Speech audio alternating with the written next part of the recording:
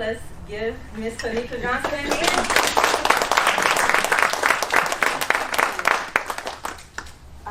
Hello. I'm excited to talk to you all, especially because a lot of my work obviously deals with segregation and how we got there, but to be able to talk to a group of realtors who understands everything that I'm saying in a more intimate way, I'm just really excited for you all to share with me your thoughts after the presentation. So, not to make this too relaxed, but I am going to ask someone to turn the lights down. So don't fall asleep on me. I know you just ate. So I'm just going to walk you through some information about my projects, and then we'll open it up for a conversation. So Greater Inglewood, that's the neighborhood that I am from. That's where I live. And by a quick show of hands, how many of you all are familiar with Greater Inglewood? Okay, let me ask it another way. How many of you all have heard of Greater Inglewood? Okay, everybody keep your hands raised, keep your hands raised. All right, now look around, everybody. That's almost everybody. Okay. Now, how many of you all were aware of some of these statistics about Greater Inglewood? I just want you to just reflect on that. Okay. It's over 6 square miles. A lot of people don't know this about Greater Inglewood. It is a very large neighborhood. Those two neighborhoods together make up like the 3rd largest neighborhood in Chicago. But because of the negative news people constantly hear about Greater Inglewood, for some reason the human mind just makes people make it small. And so they imagine that anything that they hear in the news, they just imagine it happens all over the whole entire neighborhood, which once you learn that it's a large neighborhood, at least that's something you can start to question. Nothing that happens bad in the neighborhood can happen over the entire 6 square miles. So that's Inglewood and West Inglewood together make up Greater Inglewood. And it is a majority black neighborhood, but what I was really interested to tell you all is the home ownership rate. The home ownership rate is 30%. And it has hovered around that for practically my entire life. And so that was one of the details that I found out about my neighborhood when I got older that I was always curious about. So we also had a severe population decline ever since the 80s, but in 2010 to 2017, it was nearly 20,000 people who left the neighborhood for a variety of reasons that we'll get into. Greater Inglewood is the only neighborhood in Chicago that has 18 closed schools, most of them closing in the early 2000s.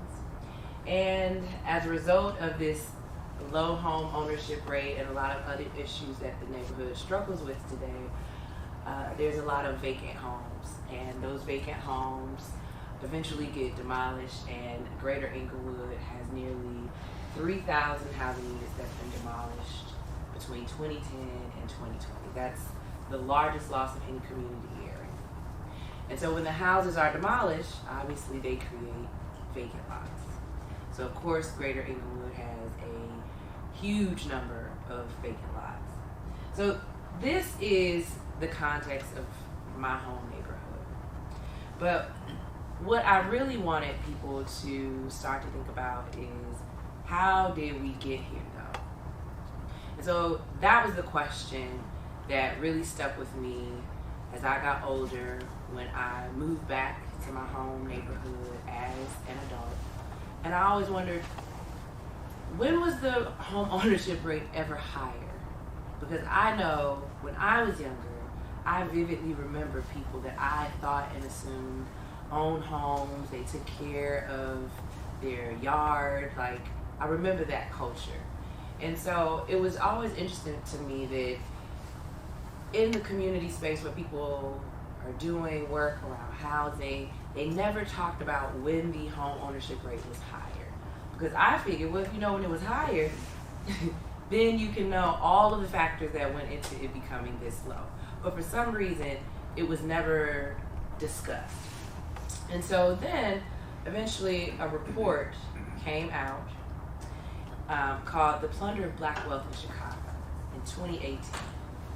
And this report put a dollar amount to the wealth that was stolen from aspiring black homeowners in the 50s and 60s, specifically through land sale contracts.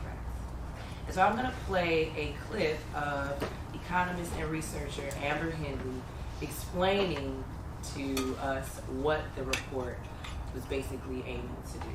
About $3.4 to $4.3 billion in today's dollars was legally and unjustly stolen from the Black community through contract selling. And I always want to point out that that's a totally low conservative number.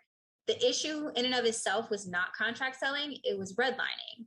And redlining took money from us through contract selling, and we got a calculation for that. But it also took an additional surplus through the rental market, because some people weren't even doing, like some people that would have owned but couldn't get a mortgage, they weren't fooling with the contract because they didn't know what that was. So they just kept renting. But they could have afforded to buy at that time if things had been fair and they had been given mortgages at reasonable interest rates. So I argue that redlining was the issue. Contract selling was trash. Redlining was the issue. Redlining is the one that allowed contract selling, but also the rental market stole from Black folk too. So that cost for housing is, I'm just going to say, in the trillions, highly speculative. And so this report put a dollar amount to the wealth that was stolen through land sale contracts. And I just want to provide even more context to what land sale contracts are, but it was this report that piqued my interest. It was providing me an insight into how neighborhoods like Greater Englewood began to have low home ownership. So I'm going to play a clip of the documentary that corresponded with this report called The Color Tax. And this clip kind of explains the impact of land sale contracts, specifically in the 50s and 60s. This is really the origin, in a modern sense, of the racial wealth gap in the United States. And in order to understand that story of how African Americans continue to be at such a position of disadvantage relative to whites all through the 20th century into the 21st century, long after the legal reforms of the Civil Rights Movement, to understand the perpetuation of that gap, we have to return back to this period and understand what were the mechanisms that put blacks at such disadvantages relative to whites.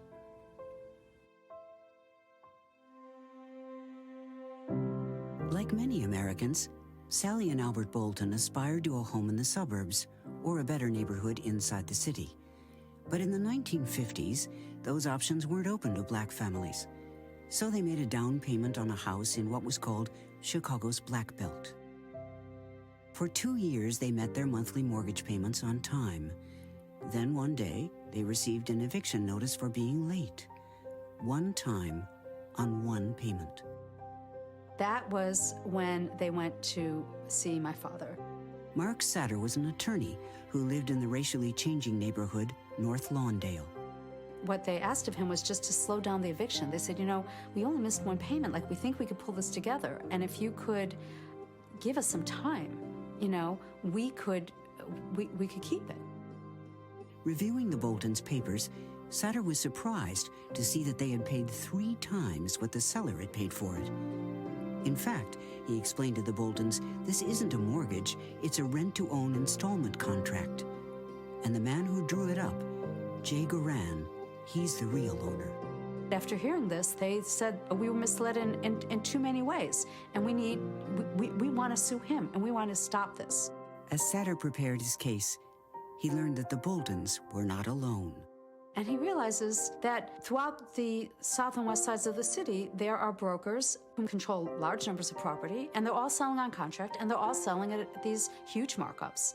And he realizes this is horrifically dangerous. This was the way systems worked. It was a scheme by which someone, could go into a community and take one house and effectively turn it over and over and over and over again. You wanted to evict people.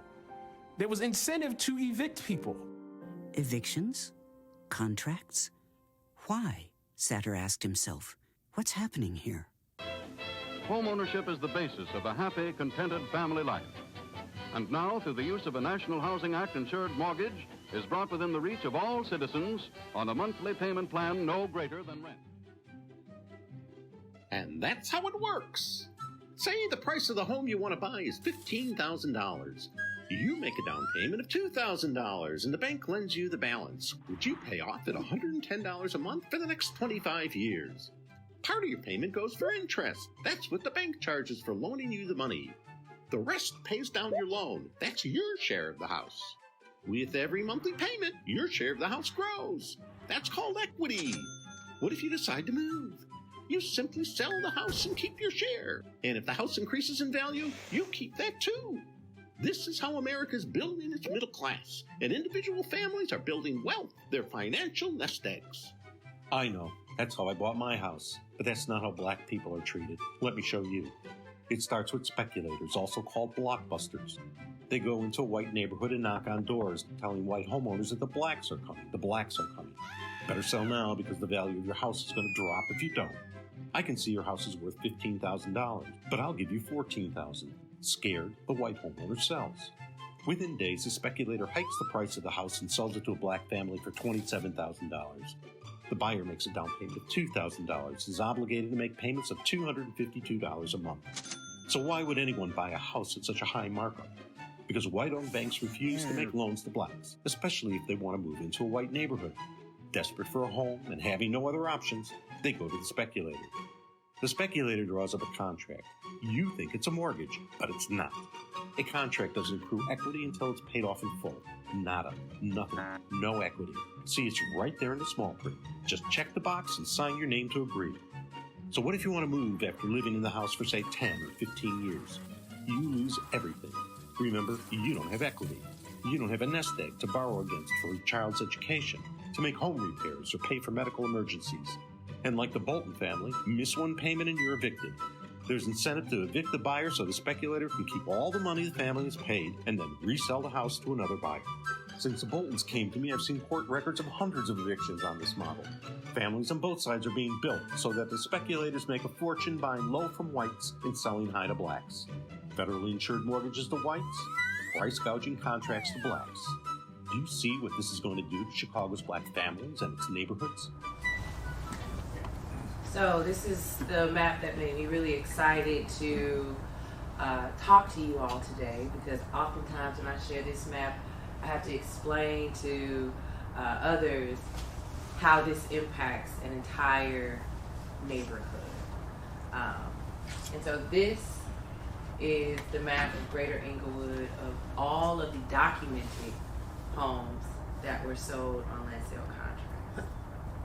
So obviously, if it wasn't a requirement to document that you sold on the land sale contract home, but these are the documented homes, then it's safe to assume that there's many more. But this is significant. When people are trying to get a home, they look for comps. So you can imagine how in the 50s and 60s, this represents nearly all of the aspiring black homeowners who were trying to have a home and be owners, and every dot represents a land sale contract. So the funny thing is that this report, it offered me a way to kind of look at my neighborhood differently, but what they didn't have in this report was this map. So I organized, along with other members of Resident Association of Greater Englewood, a screening of the documentary that you just saw a clip from, and we invited the lead researcher, Amber, to come to the panel and speak, and that's when she brought this map. And it was at that moment that I was like, oh wow, this is why. This is why my neighborhood is struggling with everything it's struggling with today. Because when you learn about land sale contracts, it primarily focuses on the west side of Chicago because it completely decimated the west side of Chicago. But the data from this report revealed that my home neighborhood was the only other neighborhood with a large concentration of land sale contracts outside of the west side. And so I asked the people who created the report, why didn't you all include maps and addresses? And they were like, I don't know, we didn't think of that. So I asked them for this map and also this map. This is a map of Chicago, of all of the documented homes that were sold on land sale contracts in Chicago. And by a show of hands, how many of you all have heard of East Garfield Park? North Lawndale? Okay, so you're familiar. That it's no coincidence that the same neighborhoods that experienced this plunder are the same neighborhoods you hear about today on the news. So I just wanted you to keep that in mind. But also I want to share with you how Burl Satter, the author of Family Properties, her feelings about land sale contracts and the misperception around Black neighborhoods in Chicago. You know, one of the tragic aspects of the whole land contract situation was that the people who first moved into a neighborhood like Lawndale or Englewood, they were striving middle-class African Americans. They were leaving the Black Belt and trying to go to a place where there was more space and better schools and better housing stock. And so they were moving there with a lot of optimism and paying top dollar for these properties. So the idea, I think the myth today is that, well, these neighborhoods are poor because poor people live there, poor people have always lived there, and that explains it. We don't need to go any further, you know? Whereas in fact, wealth was in these communities and was taken out of these communities very systematically through the process of predatory land installment contracts. So obviously, since I had befriended the researcher, had spoken to Burl Satter, I really wanted to do something with this report and help them visualize it in a different way that it can exist off of paper. So I decided to create my current project called Inequity for Sale, and I'm going to play for you media coverage about it so you can learn what it is.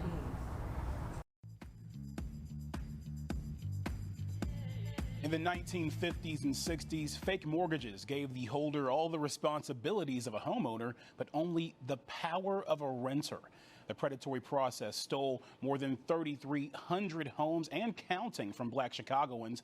This is the focus of activist and artist Tonika Johnson's pop-up installation, Inequity for Sale, the latest in her game-changing and thought-provoking creative projects. I met up with her to find out why she picked this as a moment in history that she wanted to highlight. So being from Greater Englewood, growing up here and being a lifelong resident of it is really the motivation and inspiration for majority of my work. When you grow up in a neighborhood that has been historically disinvested in and you see how it impacts your personal life, it becomes the point of reference for a lot of my work. I had to travel outside of my neighborhood to obtain access to a lot of the artistic programs I was interested in. I went to high school on the north side because of the lower quality schools that were in the neighborhood as a result of disinvestment. So this issue has pretty much colored not only my life, but everybody who is from this neighborhood. But now you got this new project called Inequity for Sale, partnering with the National Museum of Public Housing. How did that ball get rolling? This report called The Plunder of Black Wealth came out, and it put a dollar amount on the money stolen from aspiring Black homeowners whose homes were sold to them on land sale contracts in the 50s and 60s. Greater Englewood has gained the reputation of being like the poster child of everything wrong in Chicago, but this is the beginning of how that came to be. And so that's when I knew I wanted to do something to breathe new life into this report to help people understand this systemic issue in a more contemporary way. So these land sale contracts, these scams as we call them, it was predatory lending in a sense, right? Yes, so it was a discriminatory housing practice that not only sold homes at an extremely high markup to Black families who were redlined into certain communities, but they actually didn't own the homes, and they thought they did. And so that's the insidious part of this discriminatory practice, is that one, it was just unfair, the actual markup of the homes, but also the lie. They were lied to. They didn't have a mortgage, and they were told that they did. So your project identifies and shows what homes here in Inglewood were impacted by that. So a lot of the homes that are in Inglewood now that are abandoned, a lot of the vacant lot, they were land sale contract properties. And so I view it as, you know, we're living amongst evidence of this crime, this hidden evidence, and we didn't know it. And when we wonder why our homes in this neighborhood have been devalued, have not appreciated in the way that other neighborhoods have, it's because of this history. So this project is identifying a collection of those land sale contract homes and putting land markers in front of them to acknowledge what happened here in this neighborhood and to memorialize the actual homeowners who were really pioneers. This project itself, we're actually at the site of one of the homes, but it's not without controversy. The person who had ownership of this home wasn't very happy about the project. Yes. Took down the marker. Yes. What happened? The most recent owner of this home took the land marker down within 2 weeks of it being installed. He said that people contacted him and asked if he was the one that stole the property from the people mentioned on the land marker, and he said he was offended by that. So he took the sign off and said that it was a lie. Do you ask permission before you put these up?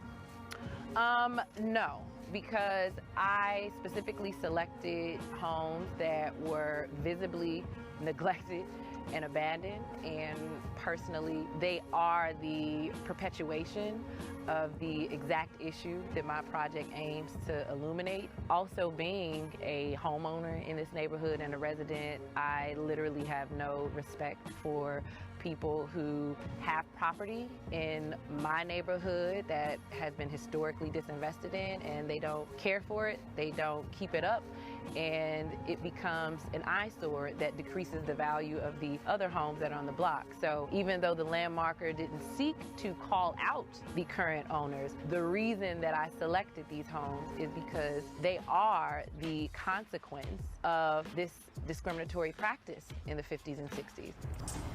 So you can get the rest of that tea, you can Google that story online, but I wanted to just share with you what inequity for sale is. But I also want to share with you another project called Folded Map. And it really was aiming to help people understand how we can make segregation personal.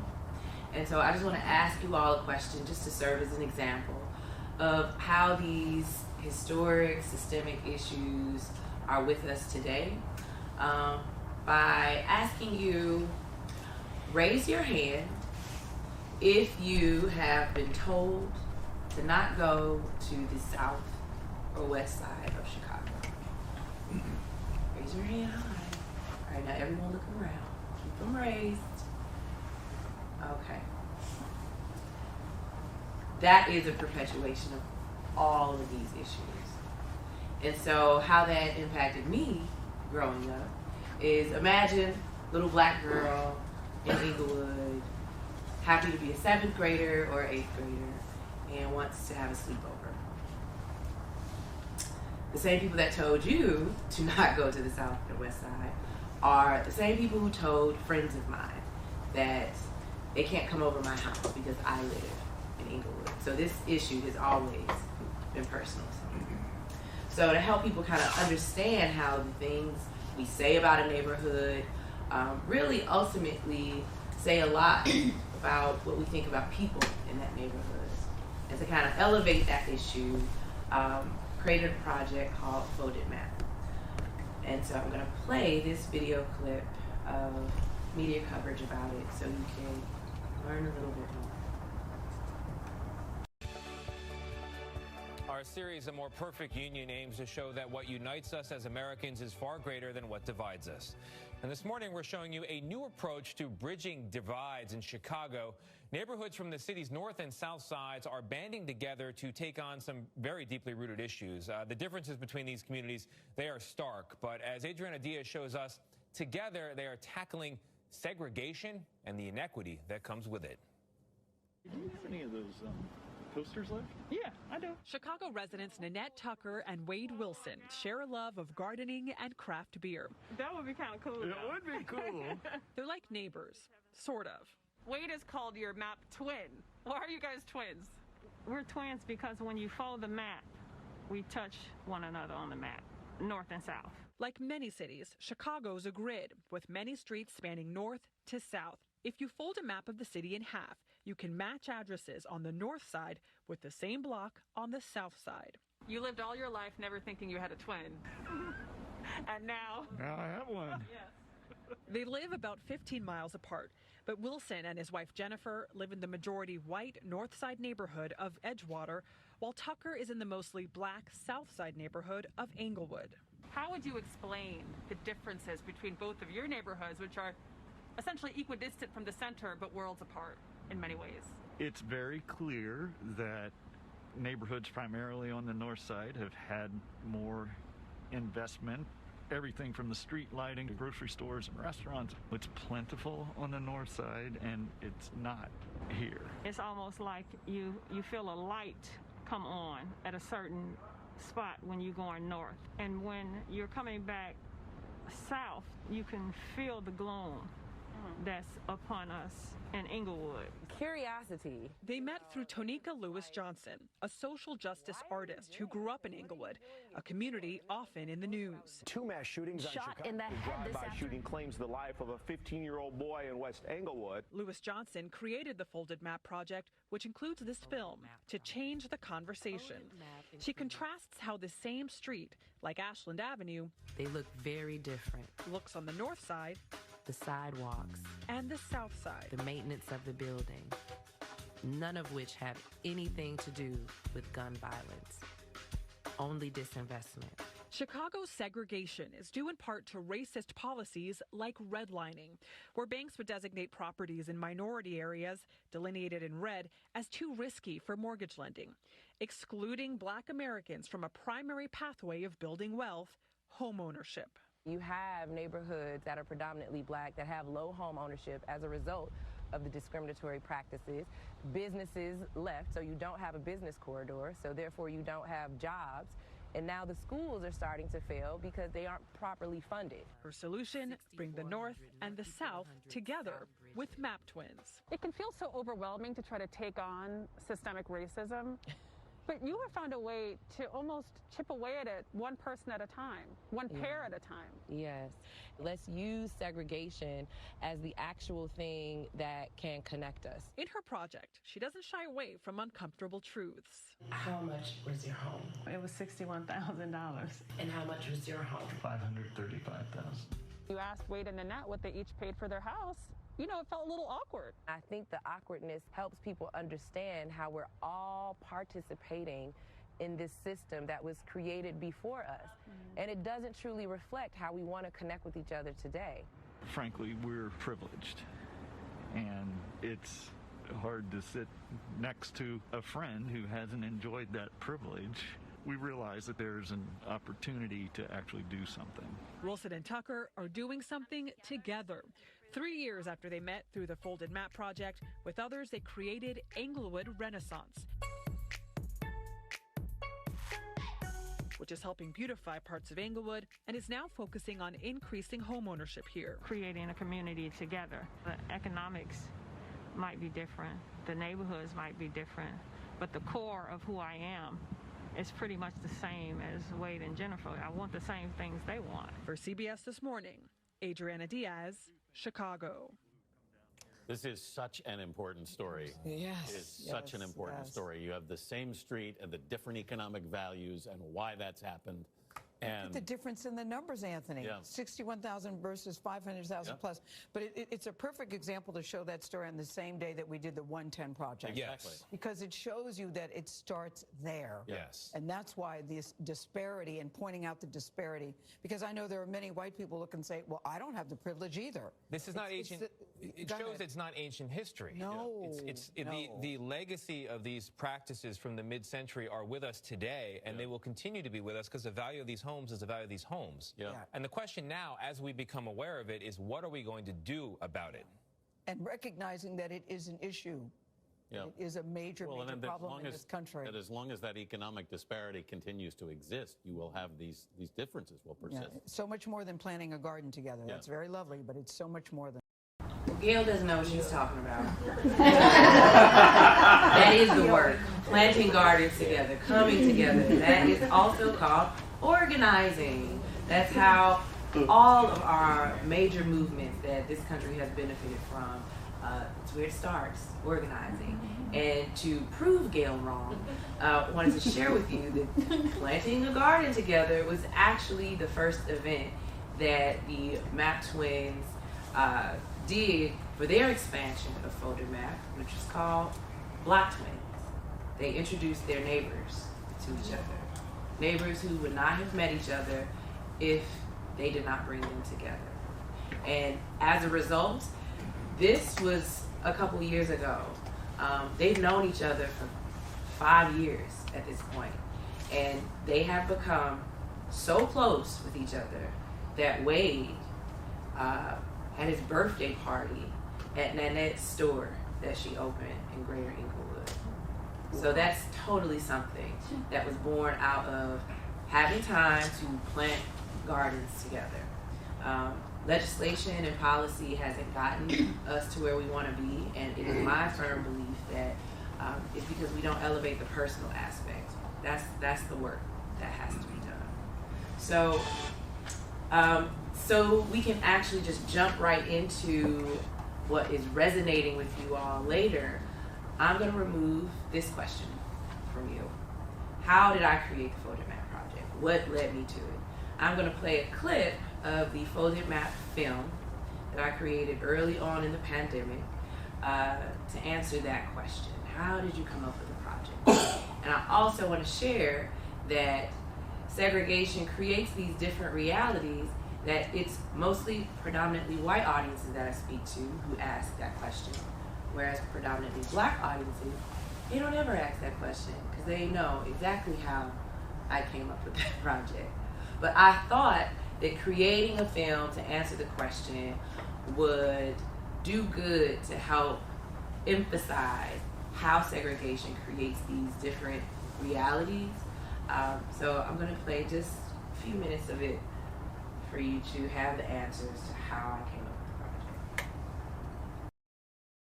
It all started with my grandmother, Marilyn G. Tenney. She came to Chicago from down south in 1962, on the tail end of the Great Migration. She wanted a better life, to have a professional career. And she achieved it when she came to Chicago and got a job as an administrative assistant at the local Social Security office, what black folks would call a good government job. For 7 years, she saved her money while working at the Social Security office to purchase a beautiful 2-flat brick building on 62nd and Loomis in Inglewood, the building that I would grow up in with my mom and my 2 uncles. My childhood was beautiful, unlike anything people would imagine in Inglewood. I played outside every day. I rode my bike with my friends. I met my first friends in life, one of them named Raymond. Him and I would go to the corner store every day for cookies, pickles, and chips. Even my grandmother's best friend, Miss Patterson, lived right next door. She had the same migration story. Every summer, Miss Patterson would make homemade ice cream and sell it to the kids for 25 cents. It was also on this block that I started high school. I started going to Lane Tech High School. And for those that don't know, it's a selective enrollment high school 15 miles north of Inglewood. And it's very very diverse, with a student body of 4,000 students. But every day, I would have to be at the bus stop by 5:45 a.m. just to make it to school by 8 o'clock. And on that everyday commute, I would look out the window, listen to my Walkman, and notice how my neighborhood was very different from the neighborhood that my high school was in. And this was in 1993, so there was no GPS, no cell phones. If you wanted to go anywhere, you had to know the address. You had to know the streets. And so as I was on the train going to school, I would notice that my neighborhood had vacant lots. And the neighborhood that Lane Tech was in didn't have any.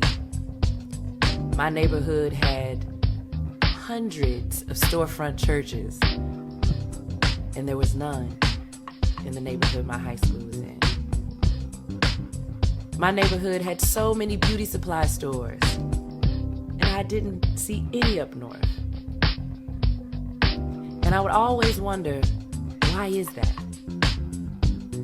And there's also one detail that I paid extra attention to: the streets. I noticed that the streets were named the same in Inglewood and also 15 miles north in the neighborhood that my high school was in. Streets like Ashland, Paulina, Walcott, and Western.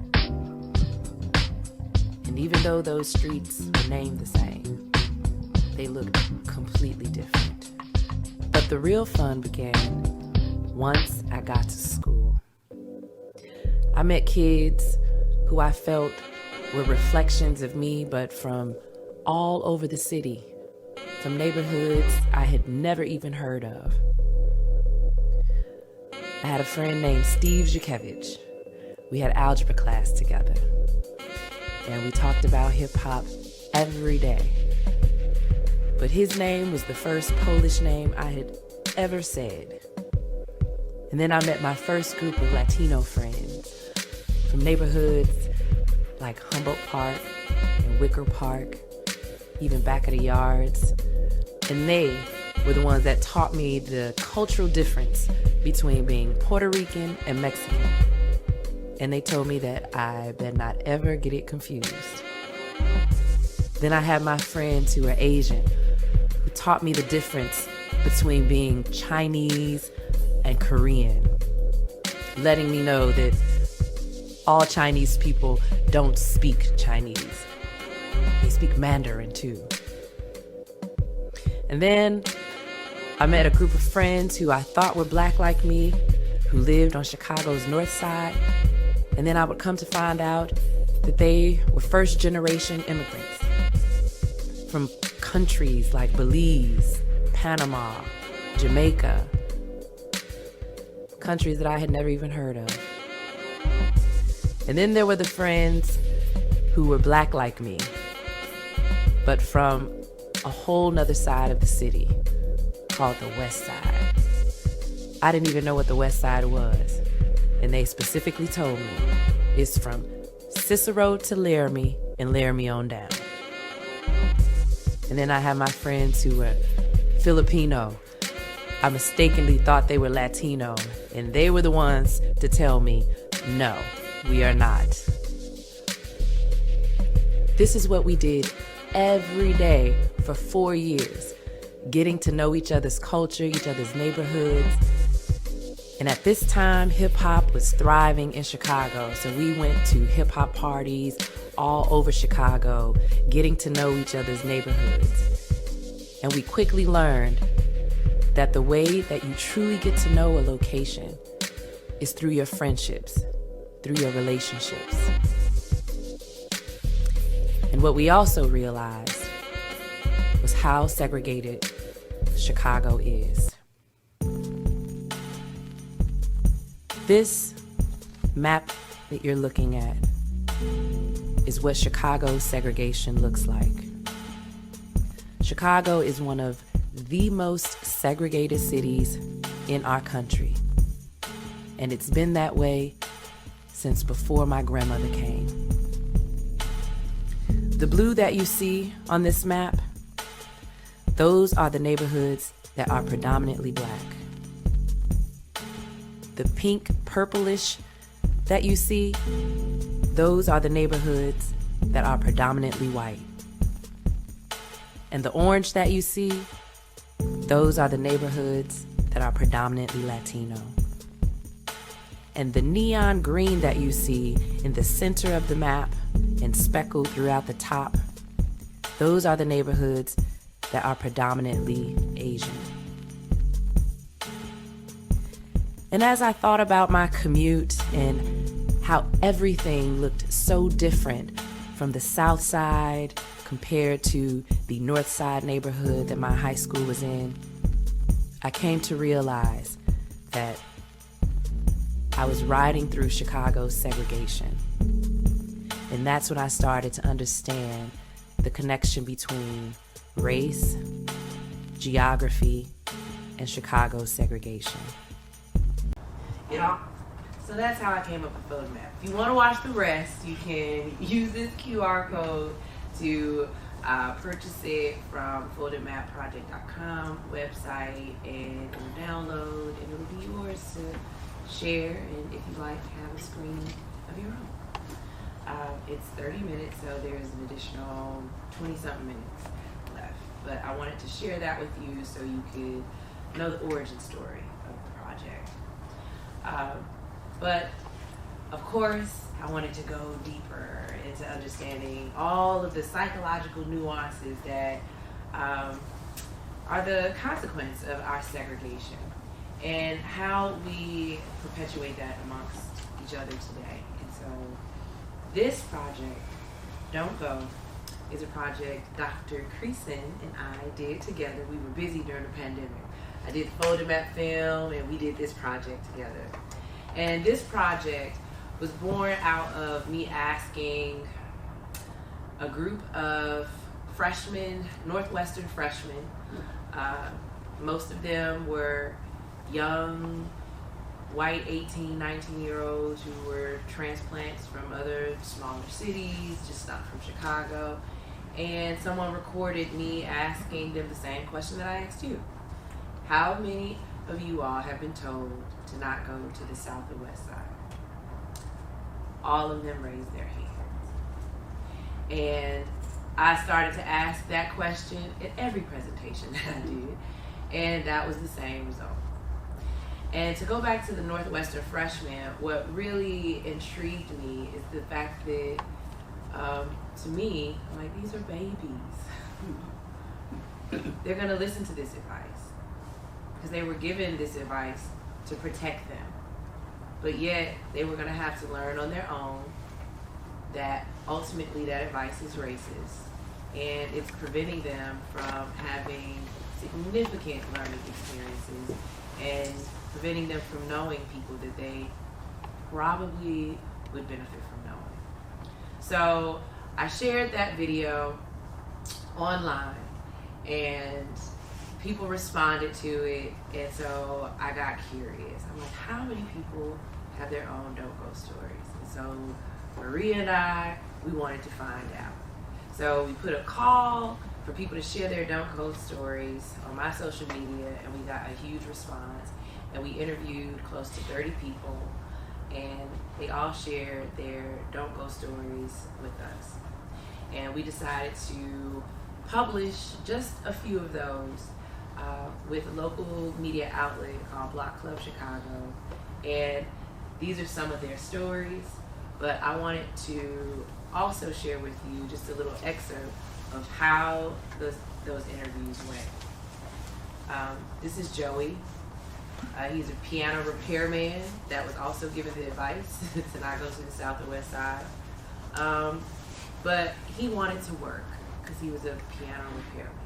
So I'm just gonna share with you a little bit of his story from his interview with Maria and I, because all of these interviews were deeply personal, and everyone shared not only how they were given this advice, but what happened to them when they disrupted it, and also reflections on how they were programmed to believe anti-Black stereotypes.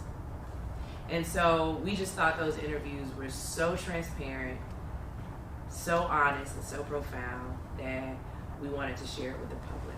So I'm going to play this clip of Joey telling us his story.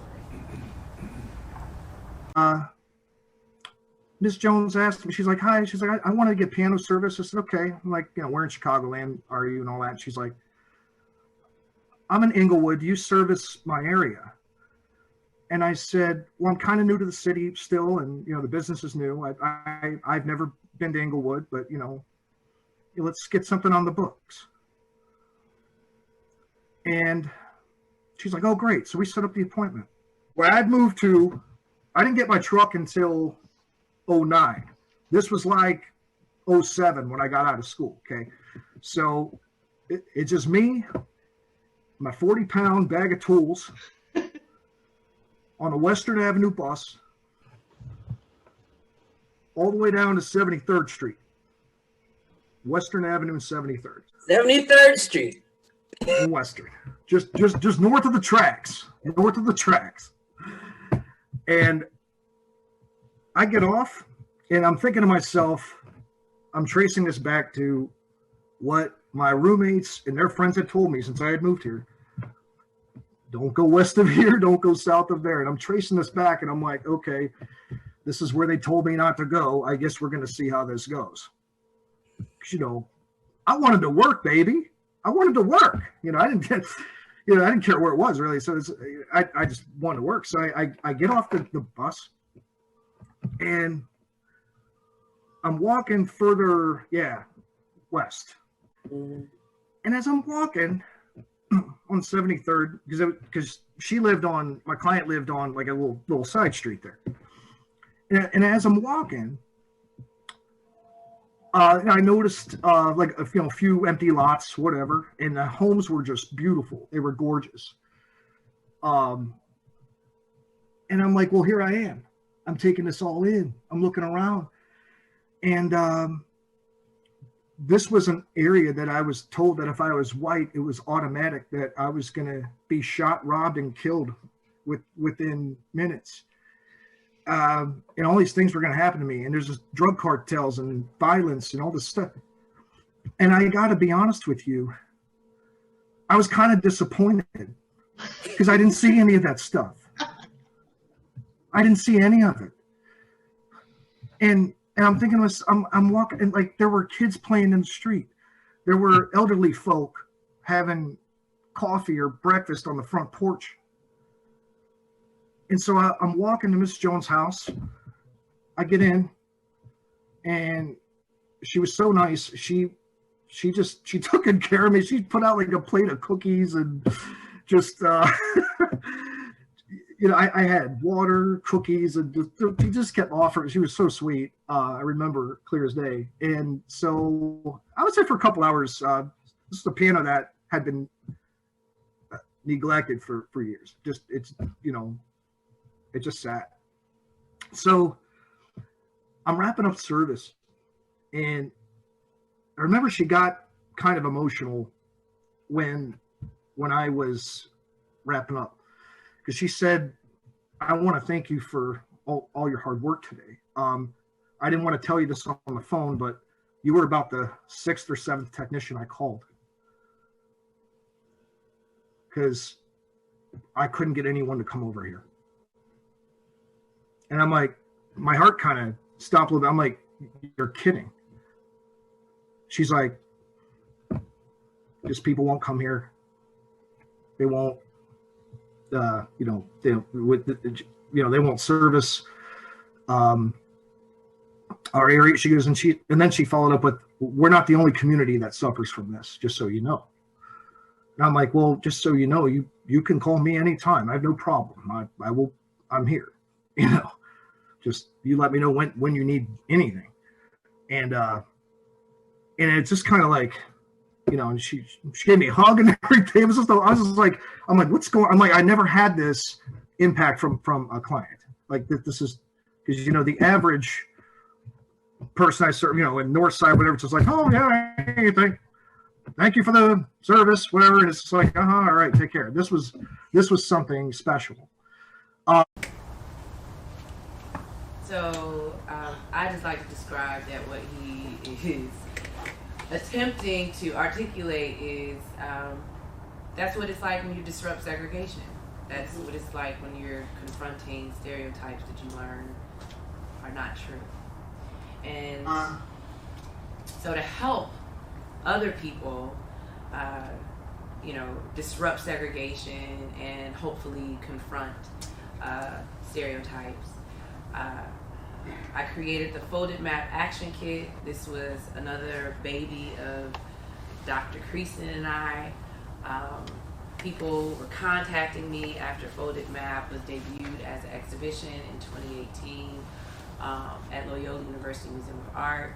They wanted me to help them find their map twins. And I'm a creative, as you all can see. And I knew I didn't want to spend the rest of my life helping people find their map twins personally. So the Action Kit was our way of helping people find their map twin by inviting them to do errands in a neighborhood that's racially and economically different. Because what happens when you have the opportunity to travel or go out the country? You immediately know, oh, I want to do what the locals do, because you know that that's how you truly get to know a place. And so for me, I just thought it was always interesting how we apply that to everywhere else but our own city. So this Action Kit was a way for us to encourage people to do that very same thing, just in your own city, where you're at. So some of the errands include going to buy an organic apple, go buy detergent. It's a very different experience. Go to a local library or post office. We wanted to give errands that can kind of speak to how different sectors treat neighborhoods differently, and so that people can come to their own understanding of what inequity looks and feels like. And just to give you an example of how crazy segregation can make people think things, oftentimes when I talk about the Action Kit, some people actually say to me, oh, you created this so white people can come and visit black neighborhoods. No. But segregation creates these realities that is what someone can project onto this Action Kit when you don't have a reference point to consider the alternative. This Action Kit is also for black people who may not have gone to different predominantly white neighborhoods. And this Action Kit is also for those people who should visit those neighborhoods to feel what convenience feels like, so that they can understand that what they are advocating for in their own neighborhood exists in the same city. So it is not just an experience for one group of people. But I just wanted to share that because it's the crazy thing segregation can do. It can just make you ignore the experience that other people can get out of the very same thing. And so since we created the Action Kit, the City of Chicago's Equity Office reached out to us wanting to adapt the Action Kit for all of Chicago. So of course we agreed because we thought it would be a great way for other Chicagoans who don't know about me or my work to learn about their own city. And so I'm going to play for you a clip of our nice little cheesy infomercial that we did to promote this special edition Action Kit that you all will have a copy of. We brought some for you to have just as inspiration, or if you want to do the Action Kit, you can probably do it here as well. But this is a little infomercial. You all are getting a teaser because we haven't had the official launch yet. But this is our collab.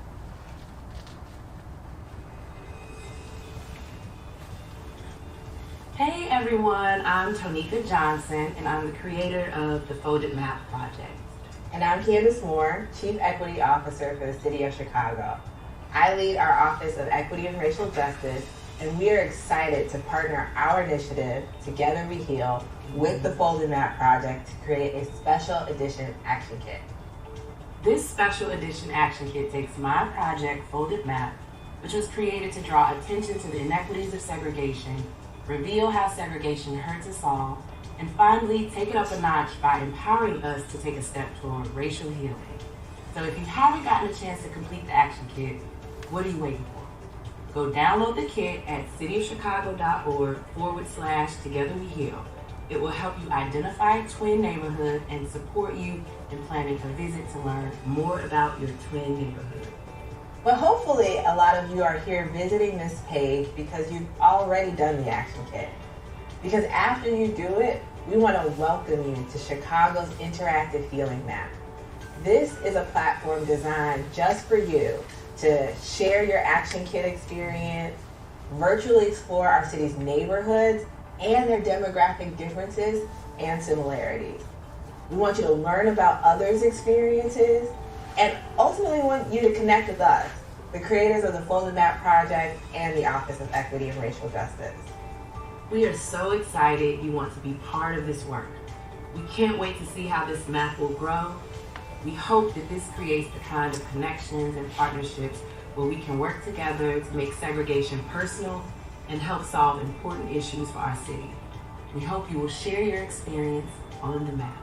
See you there. See you there. This is so cheesy. But I love it. And I'm excited for you all to have the action kits today. And before we open it up for just questions or comments, I did just want to also share that Richard Rossman, by show of hands, there's a lot of excited to talk to this group. By show of hands, how many of you all are familiar with him and his book, Color of Law? Cool. Okay.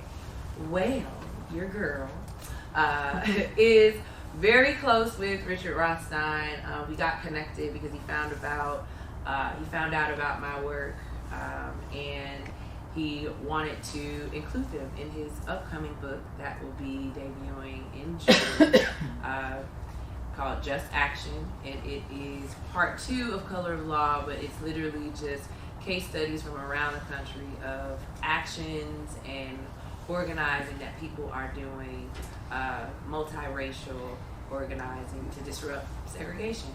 And Folded Map and Inequity for Sale is in that book. So I just wanted to also let you know that this purely is a connection made through knowing people.